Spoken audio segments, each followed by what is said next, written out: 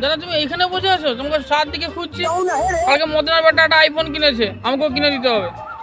IPhone? আইফোনের দাম কত জানিস? তার বাপ আছে, তোর বাপ আছে? আমার বাপ নেই তো কি হয়েছে? এই তো তুমিই তো বলতে তুমি আমার বাপ, তুমি আমার মা। अबे साले চোদনা, তুই যত ইমোশনাল ব্ল্যাকমেল করিস না কেন, আইফোন আমি কিনে দেবো নি। আইফোনের দাম কত জানিস? তুমি তাহলে কিনে দেবে না তো দাদা? আমি তাহলে বিষ খেয়ে মরে যাবো, তুমি তোমার টাকা নিয়ে থাকো। হ্যাঁ, মরে যাবি?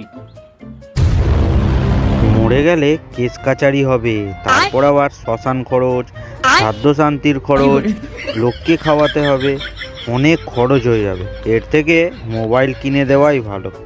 চল ভাই, তোকে কালকে আইফোন কিনে দেবো। সত্যি তুমি আইফোন কিনে দেবে? এছাড়া আর উপায় নেই রে। তুই মরে গেলে এর থেকে অনেক বেশি খরচা, তার থেকে তোকে আইফোন কিনে দেওয়াই ভালো হবে।